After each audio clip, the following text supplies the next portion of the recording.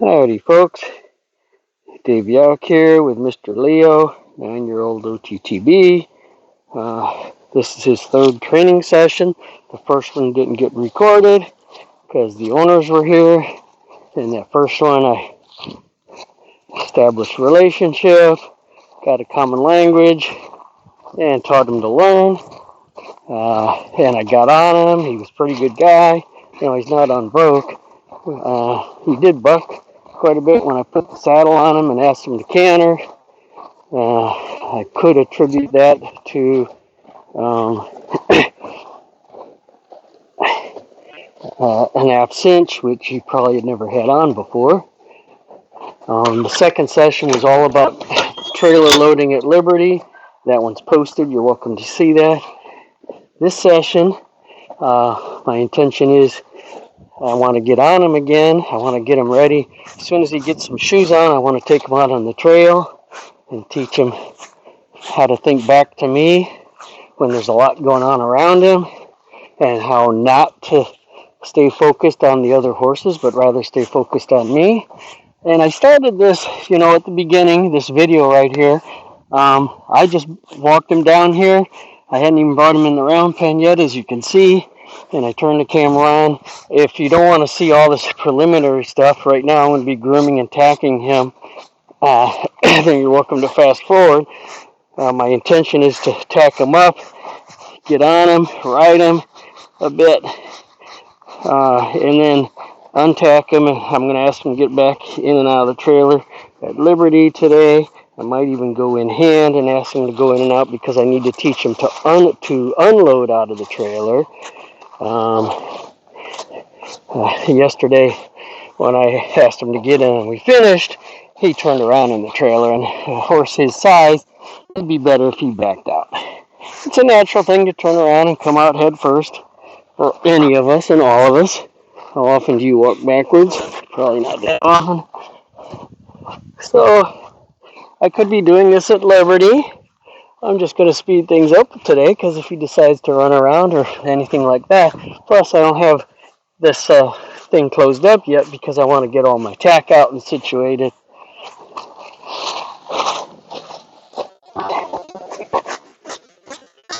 And I can see he's not totally focused on me. One of the reasons is my horses are all up at the top, running shed where he's been. In his paddock, he's been visiting with them all morning, and him being taken away from them, he's looking for them right now. So one of the reasons I turn on the camera like this is I want you to be able to see every training minute I spend with him, except the actual walk to and from his paddock. And I do training I lead too. Leading is so you can see he's in his own head a little bit. My job is to get him out of his head and get him into my head.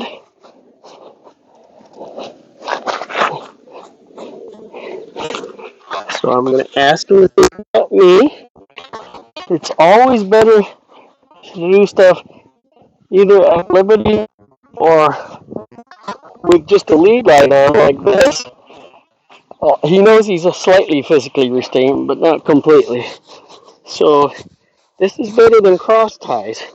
Cross ties are something you do once the horse has learned and knows what their job is. You shouldn't use the cross ties until the horse knows how to be in cross ties, knows how to stand tied, and can do it without the cross ties. Which is the opposite of what I usually see. I usually see a lot of horses in cross ties that are in cross ties for restraint. There's no self-control on them. They often break them. You'll go and see, which is a wise thing, cross ties with baling twine on them just in case. But, in my view, you don't tie a horse till they've been taught to tie. You don't cross tie them until they know how to tie and how to not pull from pressure, even if a plastic bag goes flying in front of them or something. They need to know how to handle themselves. Those lessons should be taught first, not last.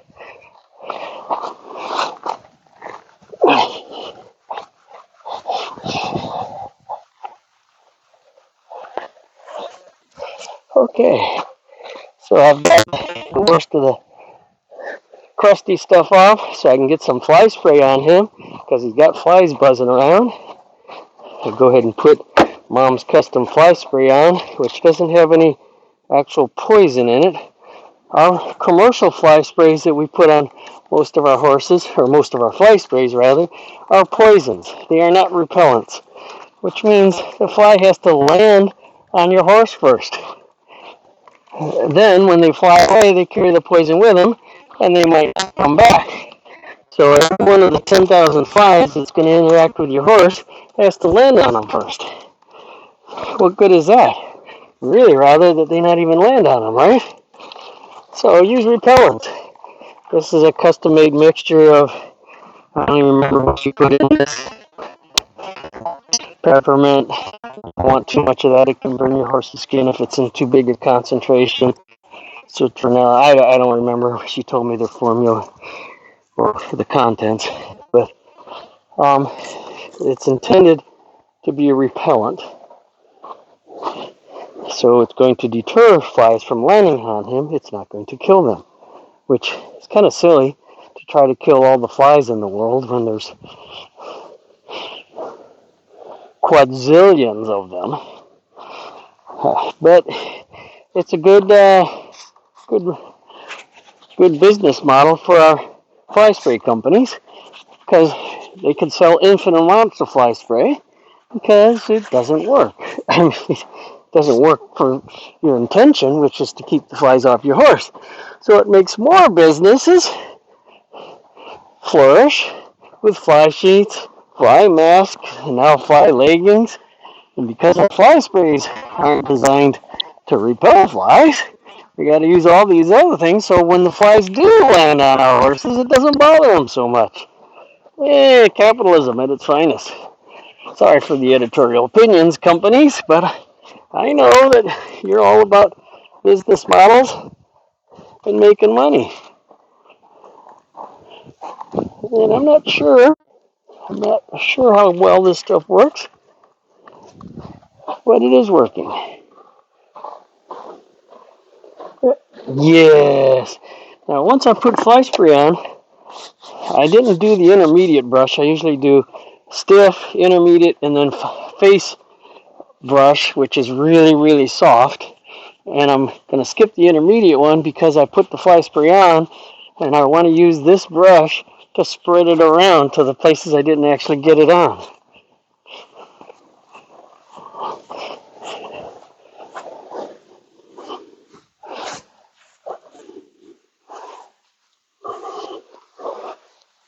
Good job.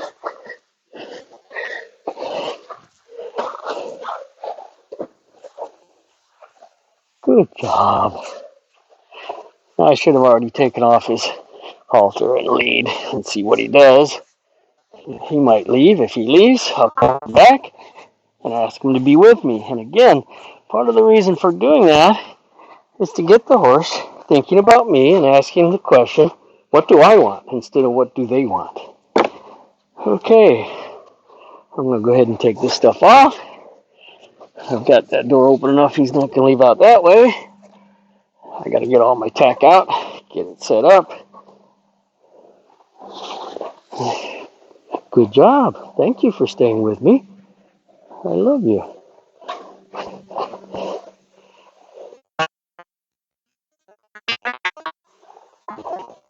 And I think I'm going to move my hooks from there to over to here so I don't have to walk so far and move so far. And you can see he left. He's forgotten about me temporarily. That's okay, because I'm a little busy anyhow. I don't really need him following me around while I do this. I'll call him in when I want him.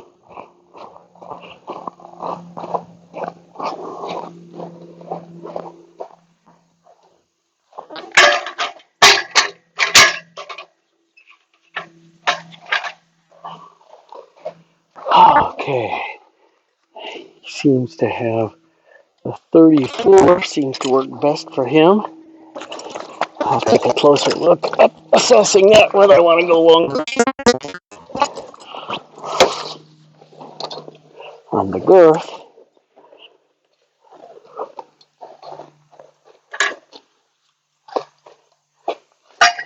as I've said in my other videos, I use Western tack when I'm training, at least initial training. Depending on what they're going to eventually do, I might change that up. But Western tack is more secure for the rider. It's specifically designed for rider lateral stability, which means if the horse jinks left or right, it's easier for the rider to stay in that saddle, depending on how fast the horse jinks left and right, than it is an English saddle. English saddles are designed for longitudinal stability, not lateral stability. Your horse isn't supposed to be jinking left or right if you're in an English saddle. So, the other thing is, full Western gear is, in my view, worst case tack. What I mean by that is there's a lot of it. There's a breast collar, there's an aft cinch. If I teach a horse to accept all of that, he can wear anything after that. Okay, I need you.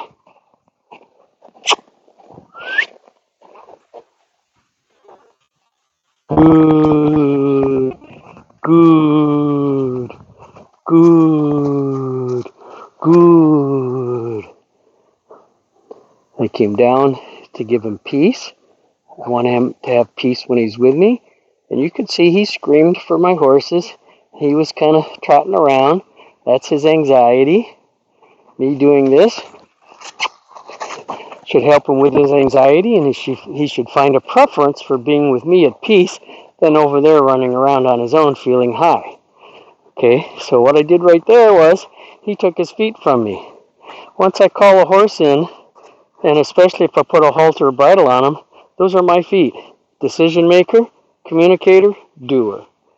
Okay, he's not in his job's description, it does not say make decisions about my own feet. Those are my feet. I'm going to ask them the direction and speed to go, and it's his job to yield them voluntarily to me with pleasure. Okay, so as he walked away, he took his feet from me.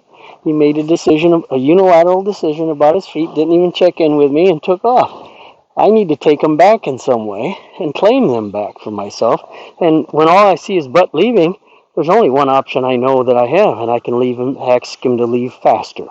So I did. I asked him to leave faster, and he understood and came back to me.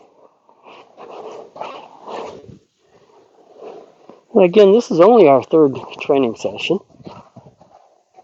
I think I better close up my trailer door too, because once I start putting tack on him, I definitely do not want him stepping in that trailer. He might actually volunteer. He might think that's, for some reason at some point, that's what I want. And of course, I'm doing this because I need to make sure he can stand there and have things thrown at him, because my Western saddle weighs a lot, and I'm not going to use my upper body to lift it. I'm going to wind up and throw it at his back. I'm going to cushion the impact and fall on his back with my left hand. But the best way to get Western tack on a horse is to throw it at him. I've never really put mine on a scale, but it's 55 or 60 pounds worth. Again, hey! When he makes decisions, hold on here.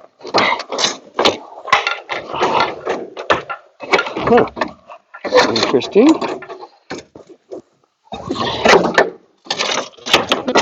There we go. Come on back. Thank you. Oh, you didn't move your feet. Thought you were heading my way. Good. Good. Thank you. Good boy. So what you're going to hear me doing is giving him feedback, and you're going to see me giving him feedback. My feedback is total sensory. It's whatever I got to use. Okay, I just want to communicate to him that yes, I really like what you're doing, or no, that's not what I'm looking for. So he can adjust that if he cares about me. Thank you. So he's got to care about me first You're okay. And he worried about this. He was going to leave. So I dropped my energy back down. There you go. Good. I don't want him to have bad feelings about the tack. I don't want him to have to defend himself from it. That's what causes bucking and other things. So I'm going to wind up and throw this at him.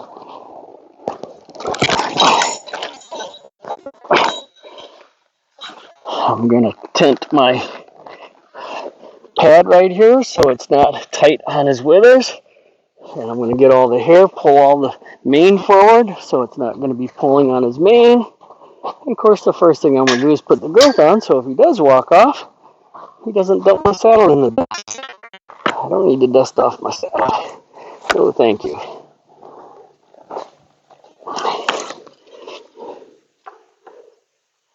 Good boy. So he's standing still. I want to give him positive feedback and tell him that's what I want from him. I like it when he just stands still. He just licked and chewed. I want him to be at peace while I'm doing this. Peace is the most powerful thing we have to offer. I want to do little things as I'm going around him. Little calculated risks that show I trust him with me. Because how do you earn trust? You give it. You have to give trust to your horse. Demonstrate that you trust your horse before they can trust you. Not unlike any other living things. People, for example. You don't get trust from anybody by demanding it. You gotta be trustable before you can be trusted. Just like respect. You don't demand it, you earn it. Okay, good job. Thank you. I very much appreciate it. Good boy.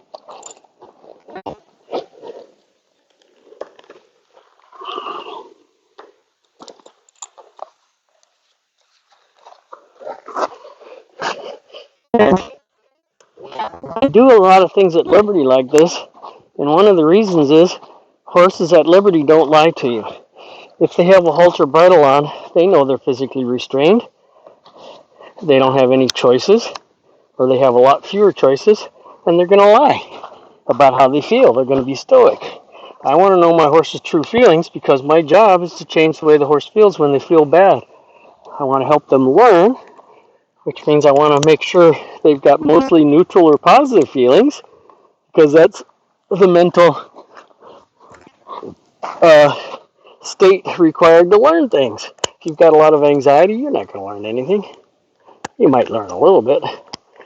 If we're teaching you how to deal with anxiety, then we do have to induce anxiety to desensitize you to it and teach you how to perform when you have anxiety.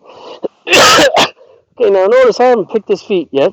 I always pick feet last, after they're tacked up, and there's a couple reasons for it. One is the standard, and this isn't actually what they do, but we call it blowing up, taking air in or expanding your chest when you're being tacked. It's really tensing their muscles, but whatever, doesn't matter. So if you've done everything and you tack your horse up and then you just mount right away, when are you tightening the girth for the last time and allowing them to deflate or relax into it? So that's what I'm doing right now. Good boy, you can just stay right there. You don't have to follow me over here. So I picked the feet last, so while I'm doing this, they can relax, and I can tighten the girth before I get on. And there's one other reason. In the winter, oh, very nice. With a winter coat on, I need to make sure that I smooth the hair underneath this girth, because if your horse is ever going to get girth sores, it's going to be caused from hair, rough hair that's not smoothed out. So I'm going to stretch his front legs forward to pull this hair out from under that girth and smooth it down. Good job. Kiki did a fantastic job of changing how this horse feels with homework between when I first met him and her daughter Christiana also. Between when I first met him, he was kind of a basket case in most every way. He also had bad chronic Lyme disease and a bunch of other things wrong with him. And he couldn't pick up his feet very well. He wouldn't stand for this, so she got homework and got on her homework and got her done and presented me with a very different horse ready for training. She put a lot of work in first. What do you think I want? I think she taps and goes up. Not sure. I wasn't paying attention when she told me what she does. That's okay, I'll get it done. Come on. There you go.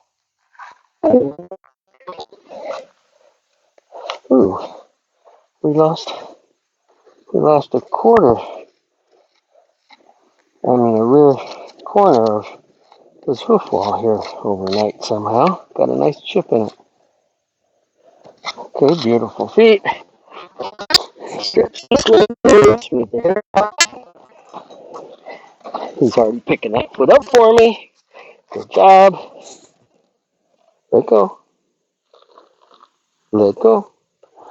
So he's carrying tension in his hip right now. He's a little worried. I'm going to pat his rump, help him relax into this.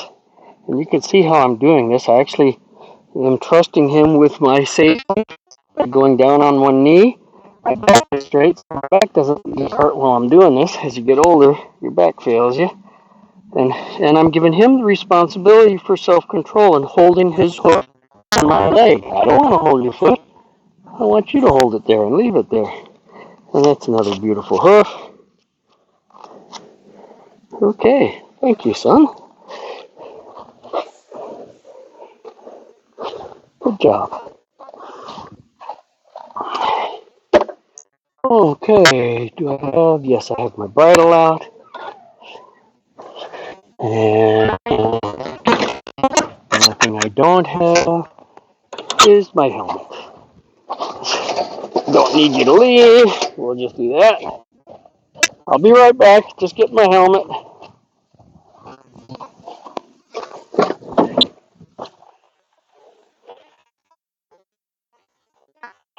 And I consider it to be 3 pieces of personal protective equipment. One of the most dangerous things you can probably ever do is get on a horse, sometimes known as a fire-breathing dragon. They have the right to change what they're doing at any given time and change how they're feeling at any given time. Now, we teach them not to be like that, but there's potential. Same reason we buy life insurance. We don't want those things to happen, or even medical insurance. We don't want those things to happen, but stuff does happen. Okay, so I'm not doing the final tightening down yet because I need to see him walk, trot, canter on each lead. So 2 days ago on his first session yesterday, I didn't tackle him up at all. It was all trailer loading, and you can go watch those 2 videos. It's trailer loading at Liberty. Thank you, good job. So when I asked him to canter with this saddle on, he bucked a bit. I shut him down, told him that's not what I'm looking for, and that was the end of it, and I got on and rode him. He was fine. Oops. Running blocks up there. Oh well. So I need to trust but verify. What that means is I need to watch him walk, track, canter before I get on him. Plus, that helps set the mood between the two of us anyhow. And you can see he's pretty much likes being with me. And it would not hurt, it's never wrong to take a time out and do a little leadership exercise like this. Pick a destination, walk toward it, pick a new destination. Turn both right toward your horse and left away from your horse. These are little leadership drills to interview your horse and say, are you with me today? Are you out of your head and in my head? And his answer is, and he just licked and chewed. I thought he did, maybe he didn't. So I'm going to take a knee right here because he's being perfect. I want to tell him he's being perfect. But the more you quit, the faster the horse learns and the better the relationship. Quit earlier, faster, and longer. It's better to quit when you shouldn't have than to not quit when you should have. There's the lick and chew. You are thinking about those horses, part of your brain. And he's a genius level horse. He's thoroughbred. He's super, super, super smart. Learns really fast. It's just amazing. So I'm not going to be able to engage his brain as much as he has capacity for. So part of his brain is going to think about those other horses and social stuff between horses. And that's okay as long as the piece of a brain I'm interested in is with me. You know, just as when I'm on the trail, I don't want all the brain on me. I want a lot of the brain on me, but one of his two brains needs to be focused on the environment and scanning the environment and accepting all of his sensory input. So he is fully informed and then keeps me informed on our surroundings. His senses range out to 5 miles. So I want part of his brain attending to all that so that his situational awareness is really, really high, and he keeps me informed, so mine is really high. So I need to send him out. At first, I'm only going to ask for a walk, and I'm going to turn him left and right. I want his brain to be calm and relaxed and thoughtful. I don't want to fire him up and get him all excited. And as soon as you go faster than a walk, emotions come up. Now, that's at first. We teach the horse over time, you can go faster without your emotions going up. But most of the horses that come here on brokes and horses that need training, that's not the case. As soon as they go faster, their emotions come up. So you learn when you're calm and relaxed. I know. I love you with me too. So that was my polite request. Please leave and go left. He did, nice and calm. This is what I call being a responsive horse, which means he just asked the question, what does Mr. David want me to do? And right there he asked me a question, can I quit now? I don't want to keep doing this. That's fine. And I politely told him, no, I need you to keep doing that, and I'm sorry. I need him to turn. He was heading for the trailer, thinking maybe he's supposed to go in the trailer, but he found the door closed. Thank you. So you can see he wants to be with me. Now the anxiety has come up. I didn't ask for the trot. He brought the trot up. That's his anxiety. So it's my job to get the anxiety back down before I ask for the trot. He's all by himself. There we go. Good. Keep going. Good. I love you being with me too. Good. Thank you. Good job. And turn. Nope, not that way.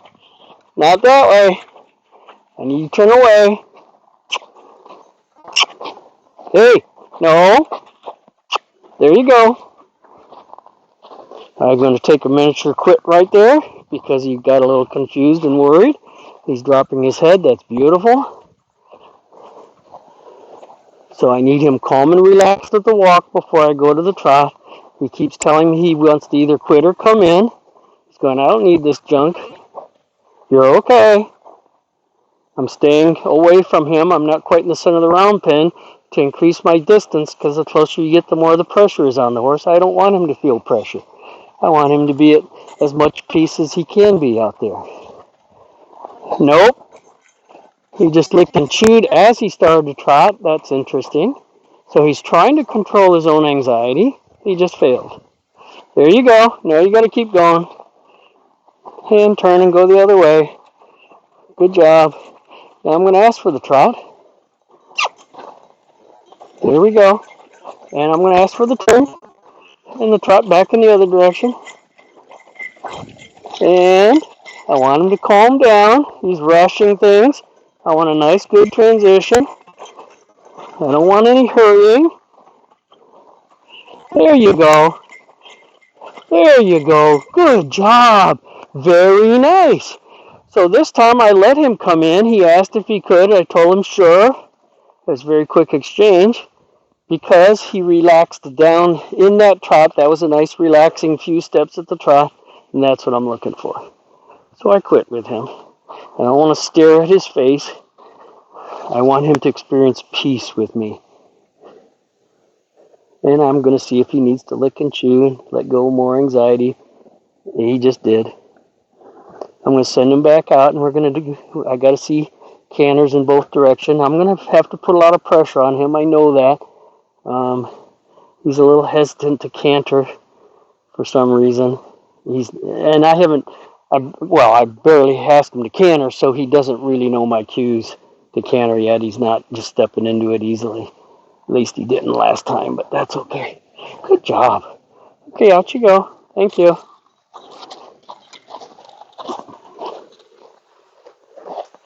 Very nice.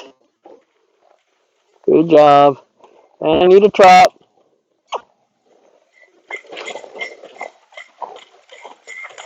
Once he gets around this corner, I'm going to ask for a canter. Left lead. There we go. He's crossfiring in the back. I'm going to try that again. Nope. That was a unilateral change of direction. Nope. He doesn't like his left lead. Actually, the owner had told me that.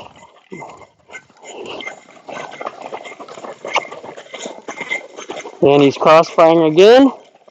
I'm going to let him transition down from that and go back up until he's still crossfiring.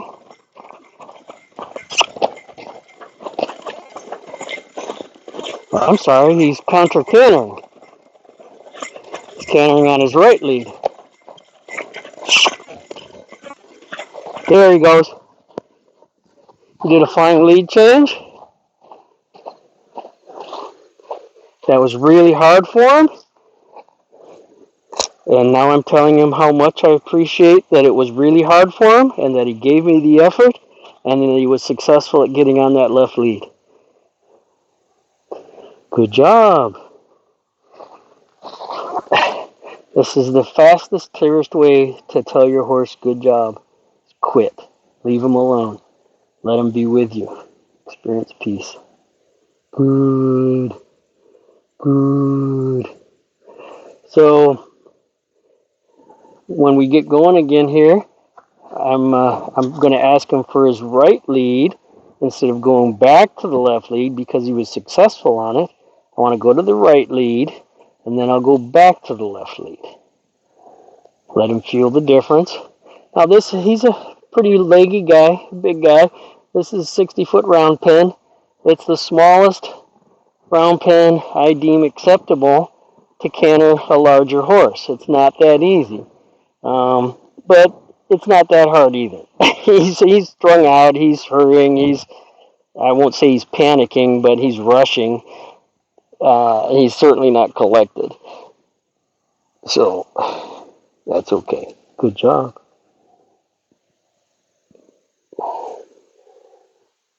And he did his lick and chew. That signals me I can go ahead and press on with work.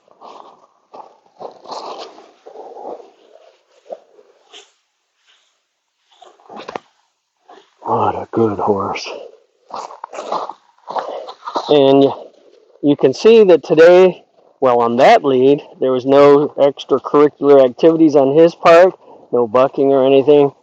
And I don't know what the cause was last time. And it could be the aft cinch. If a horse hasn't had one on, I would say it's about a 50-50 chance the first time they canter with one on.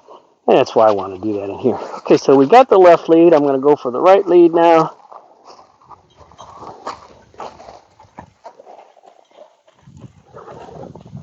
I'm going to let him relax at first. Relax into this.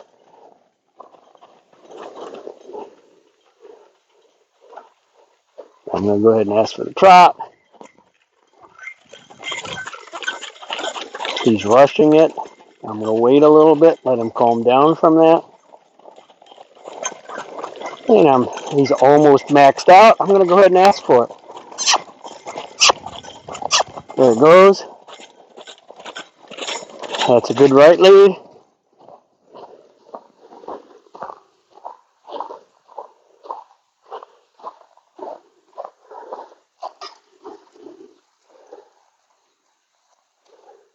Curiously, that a horse that was, I think it was 16 races.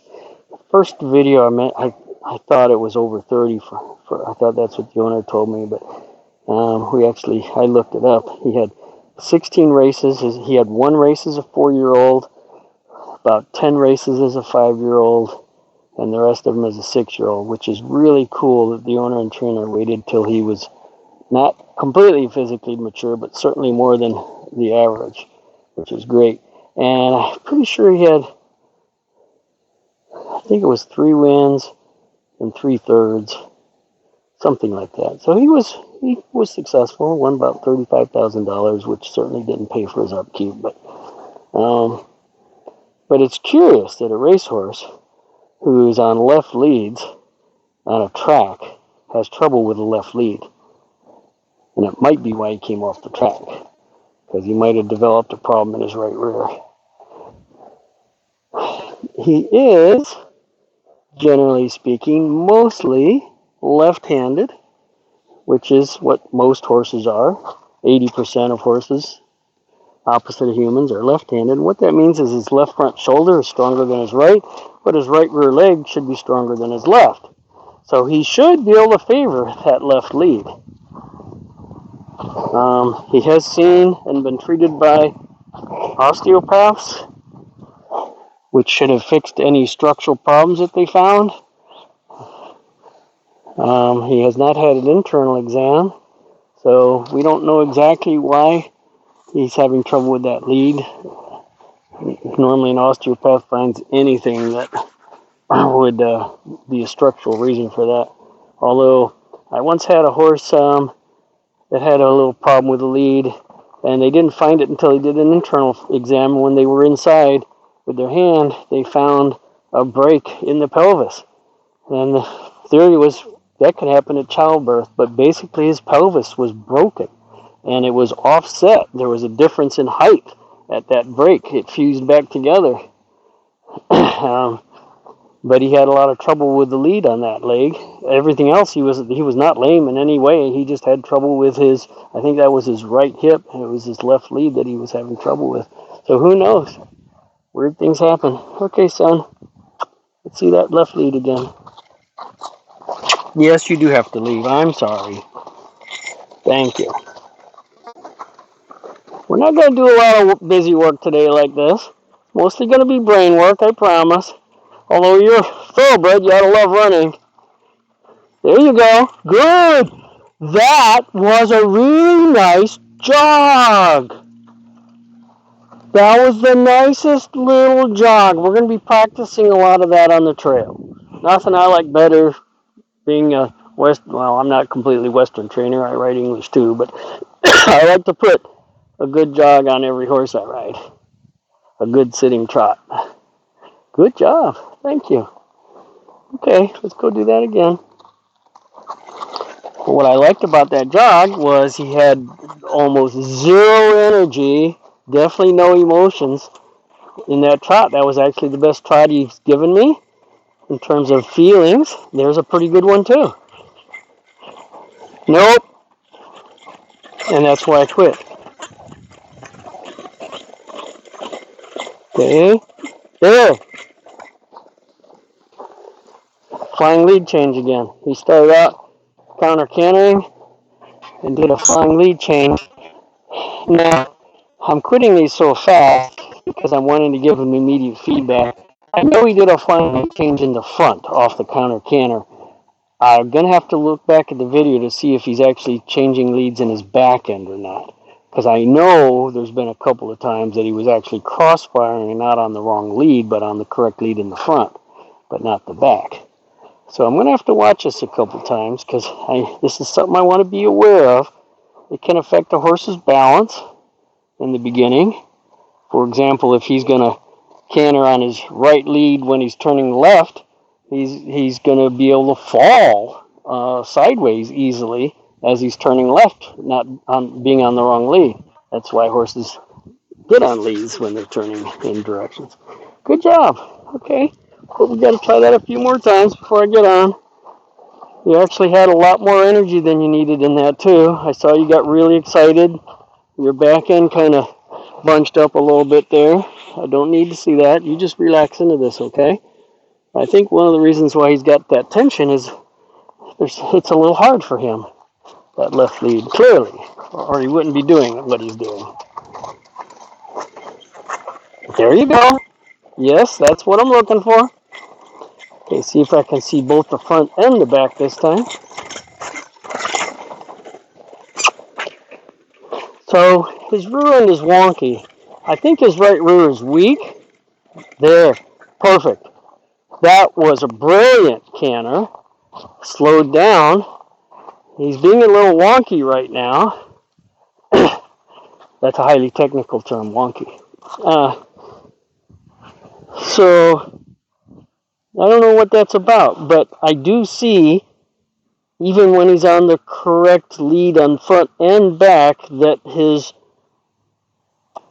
the diagonal isn't working right. So on a left lead, right rear ought to initiate the lead, and then the diagonal pair, the left rear and the right front, ought to come down as a diagonal pair, followed by the left front leg, and then airborne. Okay, so he is rushing his left rear and almost bringing it down at the same time as his right rear. Not synchronized with his right front. He's rushing that, and that tells me his right hip is weak for whatever reason. Either muscularly or structurally, he's got a weakness over there. It's not working right.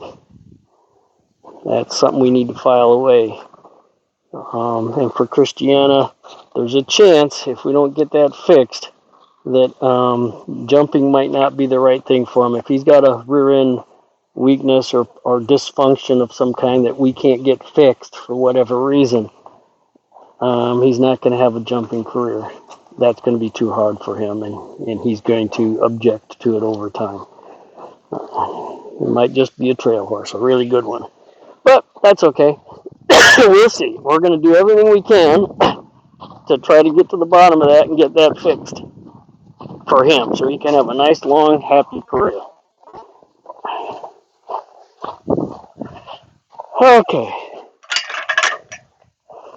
I guess this would be a good time to step out and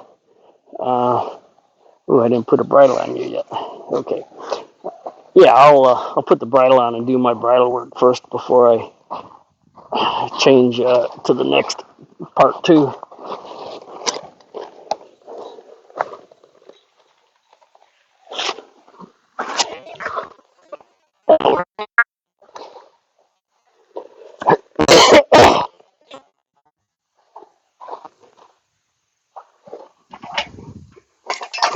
Oh, I need to get the mounting block in here too.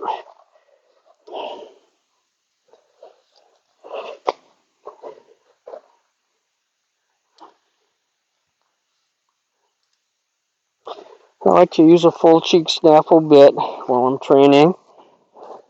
And it's because I can make a horse softer in this than anything else I can put on the horse. And at initial phases of learning, I want to teach them to be as soft as possible. I like to ask the question, what's the least I have to do to make that happen? And this cheek piece is 7 inches wide. So if I pick up this left rein, it's going to put pressure on the right side of his face with this other cheek piece. That's the way snaffles work. But it's going to distribute that, any pressure I put on, by 1/7. So if I put 1 ounce with a finger on the rein, he's going to experience 1/7 of an ounce. This is a de-amplifying bit. A D-ring is the next best, because most of them are 3 inches, which means it's going to de-amplify by 1/3. When you get to a loose ring snaffle, that's a 1-for-1 bit. It neither amplifies nor de-amplifies your rein input. Whether you put 1 ounce on the right, he's going to get 1 ounce of pressure at the corner of his mouth. So that's why I use that. I'm going to ask him to assume the head position for bridling, which is right about there. And he's to hold his head in that position while I ask him to open his mouth, pull the bit into his mouth with my right hand. And I made a mistake. I did not, so I'm going to let this back out of his mouth. I didn't. I should have added, I like to add a hole on each side before I put a bridle on a horse, so I don't have to pull it extra over their ears or to get their ears in place. It's gentler by doing this and then just tightening it back up once they're on. So come on over here. Let's go to the camera so they can see this. So I use the words assume the position. I don't say that to the horse, but that's what I call this. There's a head position I want when I'm taking anything on or off the horse's head, whether it's a halter or bridle. The neck ought to be slightly bent toward me as opposed to evading what's going on by having the head over there. I want the head slightly toward me, like that, and I want the ears down at a comfortable height for my height. It's variable based on you. So right there is the position. You can see when I give him in the correct position, I take all my inputs off and I give him peace to show him that's where I'd like your head to stay, please. So I'm going to do this again. Bring it in place. Put the head back down where I want it. Right there. I'm going to pass this up. Take the bit, thumb in the corner of his mouth. When he opens his mouth, my right hand pulls it in. And now I can go ear, ear, without having pulled hard on his mouth to get those ears where they belong. Because I loosened the cheek pieces, it's too loose now. It's all floppy. So now I can tighten that hole back up. It's just a way of showing the horse I respect them. I want to earn their respect by respecting them. Show your horse you respect them, they'll show you they respect you. That's how it works with everything people do. Give respect to receive it. There you go. I like to use Makati reins, which is one long piece of rope, so you can keep your horse with you. If you need to get off your horse and do anything, you got a built-in lead line.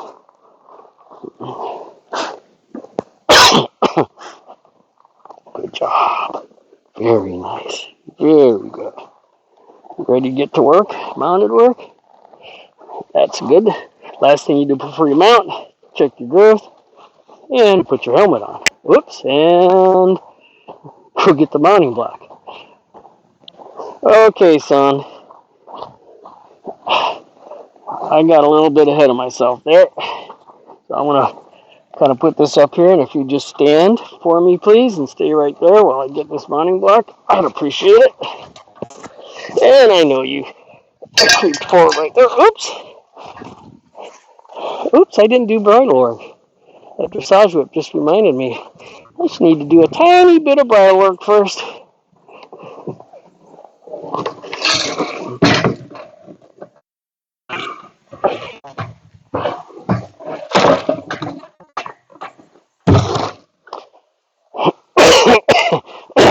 Well, I guess while I'm out of the round pen, I might as well reset the camera to the next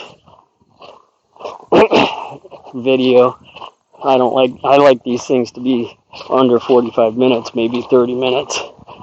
Make it easier for you to watch them if you want to not do it all at once. Let's see where we are. Oh, 49 minutes already. Alright, stand by for part 2.